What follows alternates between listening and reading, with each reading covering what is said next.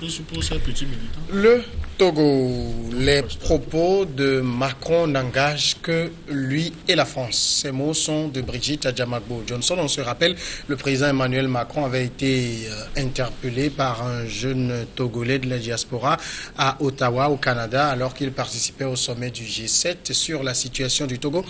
Emmanuel Macron a répondu clairement en renvoyant ce jeune Togolais à des élections au Togo pour désigner le successeur du président, ce qui sonne ici comme, pour certains en tout cas, comme un soutien de la France au régime. Et les propos de Mme Brigitte Adjamagbo Johnson, d'abord, Credo Tété, un acteur politique devrait-il dire ça? Non, je crois que Mme Adjamagbo ne se pose pas réellement en tant qu'acteur politique, parce que il faut dire que ses propos sont tristes. Au-delà de la tristesse qu'on peut dénoter de ce discours de Mme Adjamagbo, mais il faut interroger aussi la responsabilité et la maturité de nos acteurs politiques. Parce que c'est un propos qui va plomber un peu l'action politique internationale de la coalition.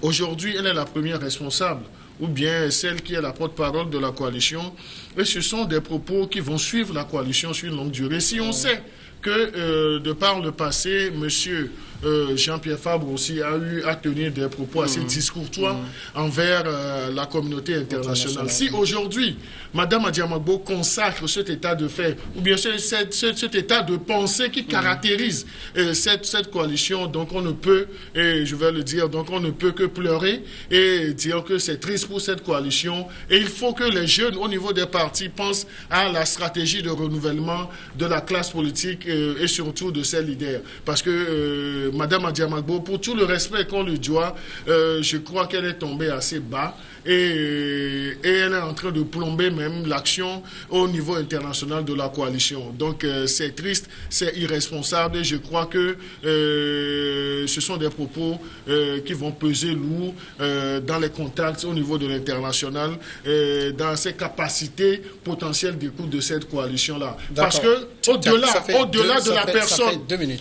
de la personne du président Macron, c'est une insulte même au peuple français. Et Pasteur Ido Coming, un acteur politique devrait-il dire ça? Mais pourquoi je ne comprends pas pourquoi on s'attriste sur les propos de Mme Adjamagbo. Elle a donné son avis sur les propos de Macron. Et c'est normal. En quoi on exprime la tristesse? Mais ce qu'il a dit, c'est vrai pour les élections. Il a parlé des élections. Et en tant qu'acteur politique, on ne peut pas se passer des élections, c'est normal. Mais si, au-delà, Mme Adjamagbo estime que ces propos l'engagent, ça l'engage. Il faut que désormais, nous les Africains, nous prenons notre destin en main, que le destin de l'Afrique ne vienne pas de la France. C'est pourquoi moi je dis que cela l'engage. Ce qui veut dire que les Africains, il revient aux Africains eux-mêmes de construire le continent. Pas les propos, que ce soit en faveur de X ou de Y, ce n'est pas ça qui va construire l'Afrique. Et d'ailleurs, c'est pourquoi je dis, moi aussi je répète et je l'assume que ces propos-là engagent Macron. C'est ce qu'il a dit. Mais nous-mêmes, Africains, qu'est-ce que nous pensons? Je crois que nous devons désormais prendre notre destin en main et ne pas continuellement avoir l'idée que le salut viendra de l'Occident. Et cela, au fait, c'est vrai quand même qu'en matière de... Il faut qu'il y ait la diplomatie politique à faire. La diplomatie politique, c'est vrai, parce qu'il faut quand même des contacts, c'est vrai. Mais quand même, le sort de l'Afrique, désormais, que le sort de l'Afrique se joue en Afrique, et que quand un président français tient un propos qui n'est pas de l'intérêt du peuple d'Afrique, mais qu'on le lui dise. D'accord, 2 minutes, Pasteur. Madame Adjamagbo, même question. Est-ce qu'un acteur politique devrait dire ça? Vous savez, moi, j'ai toujours l'habitude de dire que lorsqu'on atteint ce niveau d'écoute, parce qu'aujourd'hui, quoi qu'on dise, Brigitte Adjamagbo la porte-parole, ou du moins celle qui est au moins la vitrine de la coalition, une coalition qui est aujourd'hui très écoutée, très enviée au Togo.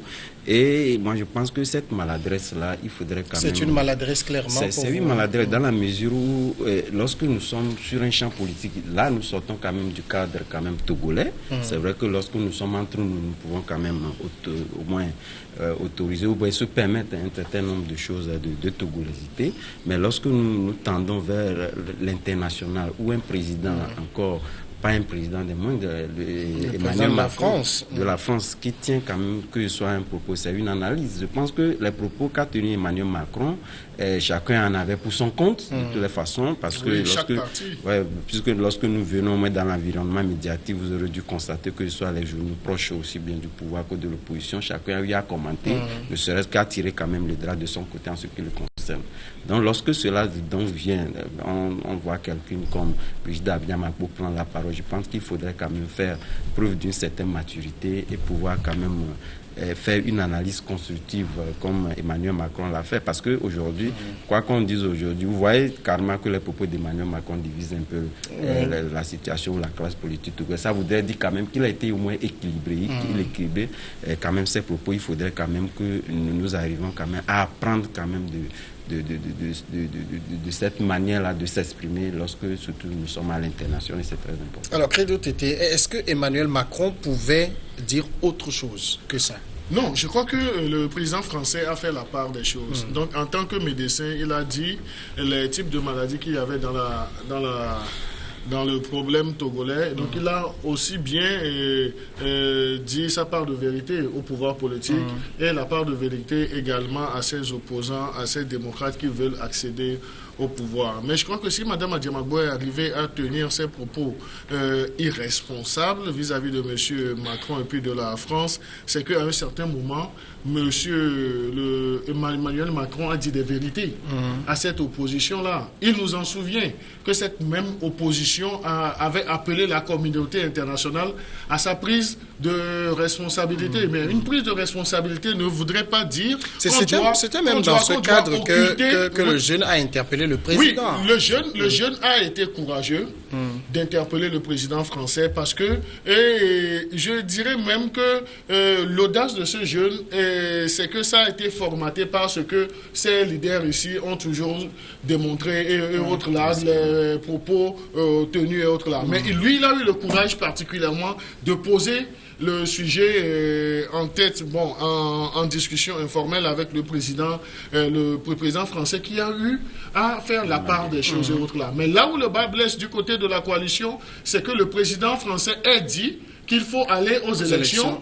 et que l'Union africaine doit pouvoir régler les problèmes. Et là où le Togolais interpellait le président français pour qu'il dise un mot au président togolais légalement élu, démocratiquement élu, de quitter le pouvoir, c'est là où il lui a dit que non, que la France a évolué les mentalités, les actions. La France n'allait plus faire les erreurs du passé. Oui, et que la France, au-delà des erreurs du passé, n'a plus la prétention de dire tel doit quitter le pouvoir et autres là. Si c'est cela que la coalition attend, ou bien si c'est cela que l'opposition attend de la France, donc ils auront à beau attendre.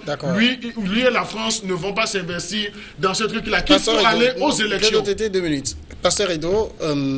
donc, je crois que c'est déjà commencé par décompter pour le pasteur, parce que lui, il avait fait 3 minutes. Non, je regarde le chrono devant moi. Pasteur Edo, de toute façon, j'ai posé la même question à Credo. Emmanuel Macron ne pouvait pas dire autre chose. C'est comme si, dans la classe politique, on ignorait les règles de la diplomatie. Il ne pouvait pas dire autre chose. Non, mais écoutez, justement, je l'avais déjà dit, qu'on n'attendait pas grand-chose. Moi, pasteur Edo, je n'attends pas grand-chose d'Emmanuel Macron dans la crise togolaise. Et je ne veux même pas attendre encore de l'intervention des pays occidentaux dans la crise africaine. Non. Que nous-mêmes, voilà moi ma position. Et je ne continuerai pas à la défendre. Bon, donc, si Mme Abdiamagbo dit que ça l'engage, ce qui veut dire qu'il faut opter, il faut désormais, partant de là, et moi je ne vois pas... C'est vous qui interprétez comme ça. Est-ce que c'est ce qu'elle veut dire? Ce n'est pas une insulte. Est-ce que c'est pas vous qui interprétez comme ça? Il ne fallait pas attendre que Macron dise au président Fonassingue de quitter le pouvoir si c'est que les gens attendent. Non, ça aussi, ce n'est pas normal. Et moi, pasteur Edo, je ne suis pas dans cette dynamique. Finalement, vous n'êtes plus dans cette dynamique. Je ne suis pas dans cette dynamique. C'est normal. Pourquoi lui? Pourquoi lui de dire? Mais nous, les Africains, même, nous devons savoir ce qui est bon pour nous. Si le chef de l'État Fonyasigbe estime qu'il faut partir, il peut partir. Mais c'est ça exactement ce qu'il faut désormais, c'est ce à quoi nous devons nous attendre. Pas dire qu'un chef d'État de France ou bien d'Allemagne dise à un chef d'État africain que nous-mêmes, les peuples d'Afrique, si nous estimons que le président qui nous dirige n'est pas celui-là qui doit nous diriger, c'est à nous, il nous revient de travailler pour que ce dernier. Et Macron semble pointer le doigt sur les élections. Mais les élections, c'est normal. Aucun acteur politique ne peut occulter les élections. Les élections sont des principes, sont des principes fondamentaux de la démocratie. Mais c'est normal. On ne peut jamais accéder au pouvoir sans les élections. Est-ce que cette mais lecture, seulement que les conditions soient réunies pour que les élections soient partagées au niveau de la coalition, c'est-à-dire Macron montre les élections. Est-ce que la coalition partage cette lecture? Mais tout naturellement non, parce que vous le savez bien que moi, lorsque la question électorale était mise sur la table au pays, vous-même vous savez quand même les contestations que cela a provoqué. Mais moi je reviens quand même sur les propos d'Emmanuel Macron. Vous savez, c'est un sujet qu'il faut quand même considérer à sa hauteur. C'est quand même un chef d'État qui parle. Et lorsqu'un chef d'État parle, je pense qu'il doit tenir compte de toutes les sphères diplomatiques du pays et aussi bien international. C'est ce qu'il a fait. Il n'y avait pas que ça à dire. Mais aujourd'hui, il n'a jamais cessé de le dire, qu'il faudrait quand même qu'au Togo, il faudrait quand même que la question togolaise concerne les Togolais. Et il a toujours soutenu le fait que il est resté fidèle à ce qu'il avait dit au Burkina. Oui, mais il ne pouvait pas dire le contraire également. Parce que lui, il est toujours, il s'allie derrière quand même la communauté internationale qui est l'Union africaine et la CEDEAO. Parce qu'aujourd'hui, nous savions tous que la CEDEAO quand même est très regardante dans la situation politique. Et comme les relations internationales le veulent, il faudrait quand même que le président, qui soit un occidental ou d'ailleurs, puisse quand même s'aligner derrière cette position-là. On lui a même demandé, lorsque le jeune lui a même posé la question de savoir quand même le peuple s'est exprimé en 80, il lui a dit quand même que la position de l'Union africaine, ou quand même reversée au niveau de la CEDEAO, est la bonne position. Je pense que ce sont les élections qui puissent quand même déterminer, dans des places quand même, il faudrait quand même qu'à l'interne, nous puissions quand même définir les rouages et les périmètres qui puissent conduire à cela. Credo Tété, déjà même sur le fait d'interpeller un président étranger sur la situation d'un pays, est-ce que c'est pas infantiliser un peu les populations de ce pays-là? Non, je ne penserai pas à la même chose, mais je crois qu'à un certain moment, notre diaspora togolaise, surtout du côté de l'Occident, a été si instrumentalisée et ils profitent pour porter leur voix. Donc ça, ce sont des moyens d'écoute qu'ils sont en train de rechercher. Mais vous verrez même que lorsque vous ferez cet exercice de revoir la vidéo, il n'y a pas la courtoisie, il n'y a pas la politesse, et il y avait de l'insolence de la part de ce Togolais même qui parlait. Donc là, sur cet aspect-là, ils ne peuvent pas avoir une grande capacité d'écoute de la part du président. Ça aurait été un autre président... il n'aurait même pas répondu. Oui, pas plaçons un Nicolas Sarkozy dans le même contexte que M. Emmanuel Macron. Il ne va même pas l'écouter parce qu'il était tellement insolent. Et il était tellement discourtois et impoli même dans ses approches, parce que lorsqu'on parle à un président de la République, donc il y a des gages disons de courtoisie et puis de respect. Donc ça, c'est sur l'aspect, le format même. Et ce qu'il disait, il ne donnait même pas l'opportunité au président français de lui répondre, d'aller au bout de ses idées.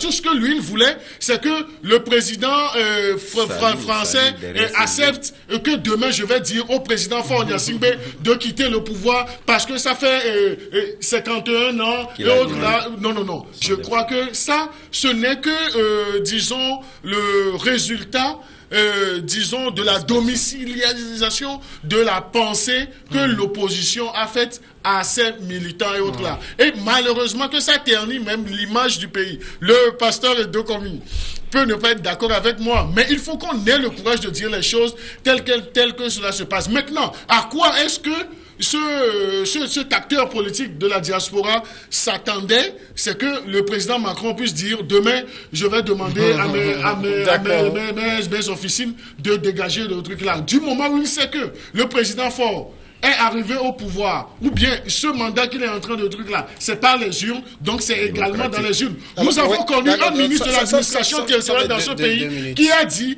que l'alternance ne se décrète pas. L'alternance, c'est dans les urnes. Allons aux élections. Pasteur Edokomi, Credo t'était dit que vous n'êtes pas d'accord. Non, mais je suis libre de ne pas être d'accord. C'est la démocratie. Non, je te le concède. Et il faut me le concéder. Non, je te le concède. Mais prends le plaisir de dire la vérité, de faire des analyses objectives. Que personne n'a peur des élections dans ce pays. Personne n'a peur. Et on ne peut pas, je le dis, je le répète encore, dire à un chef d'État étranger de dire à un autre chef d'État d'Afrique de quitter le pouvoir, c'est anormal. Il ne faut plus être dans ce schéma. Il ne faut plus être dans ce schéma. Et Sarkozy, et comment l'appelle Emmanuel Macron l'a bien dit. Et réellement, j'espère qu'il a dit de son cœur. Parce que les erreurs du passé ne doivent plus être répétées.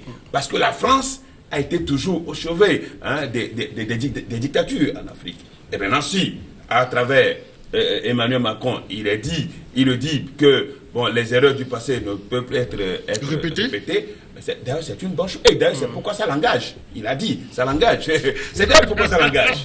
Il a dit, ça l'engage. Nous, on prend acte, les Africains prennent acte, mais il va falloir que ça se matérialise pour ne pas, de manière. Oui, mais est-ce qu'au même moment, est-ce qu'au même moment, est-ce que vous avez la preuve? Non, est-ce que vous avez la preuve, pasteur, que la France soutient un tel régime en Afrique? Alors, du coup, j'ai oublié ma question. Non, je crois que tu considères ma question. Non, en fait, je ne pas qui me pose. Non, je suis en train de participer au débat parce qu'il ne s'agit pas de faire des affirmations gratuites sur ce plateau.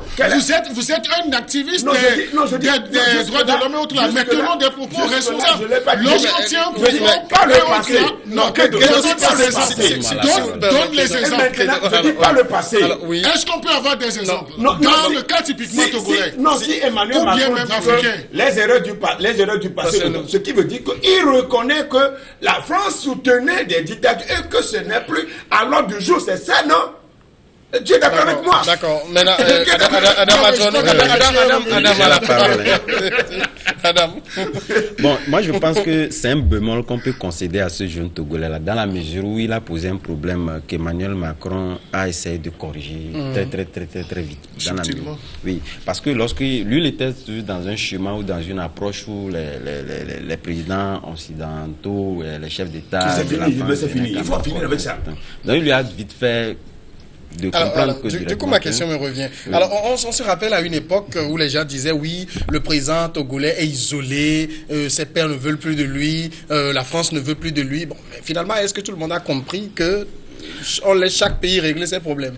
Oui, certes, mais vous savez, cette approche-là où le président français qui arrive à recevoir donc des chefs d'État africains et qui brandit ça comme le Saint Graal de l'année est toujours d'actualité. Quoi qu'on dise, c'est toujours d'actualité. Parce que les chefs d'État, lorsque vous êtes un chef d'État africain, que vous venez surtout dans certains pays où la situation n'est pas aussi stable que ça, où il y a toujours des remous, je pense que c'est un sentiment d'une certaine hauteur, d'une plus de hauteur qu'on peut toujours, qui est toujours d'actualité, quoi qu'on dise. Lorsque vous n'avez pas toujours cette chance-là, il y a toujours ces crispations qui naissent où les gens, où les oppositions puissent quand même tirer sur ce ficelle-là pour faire un certain nombre de procès. Mais quoi qu'on dise, le problème reste le problème et je pense que il est de bon temps que les Africains puissent résoudre leurs problèmes et définir donc un futur crédible et acceptable pour le pays. Alors, le temps, vous devez vous en souvenir, le discours de la boule, c'est ça qui donnait le ton au processus de démocratisation. La France a décidé de conditionner son soutien aux États par le processus de démocratisation. Ça veut dire quoi? Qu'aujourd'hui, ce n'est plus ça qui est d'actualité? Non, je crois que le président Macron, en abordant dans ce sens, parlait beaucoup plus de la France-Afrique, où il y avait, disons, un conglomérat et toutes les décisions se prenaient quelque part et puis s'imposaient en Afrique. De cellule Afrique analysée. Oui, la cellule Afrique qui faisait déjà... Ça veut dire qu'il n'existe plus de cellule africaine analysée? Non, la cellule Afrique existe toujours et la cellule Afrique fait toujours ses inputs, ses observations et autres là. Mais ce que le président Macron a voulu dire ou bien a dit, c'est que en fait, la solution revient aux Africains et dans le cas d'espèce, la solution revient aux Togolais. Mais il faut passer par les urnes pour aller dans ce truc-là. Donc il a bien dit, il a bien situé les responsabilités.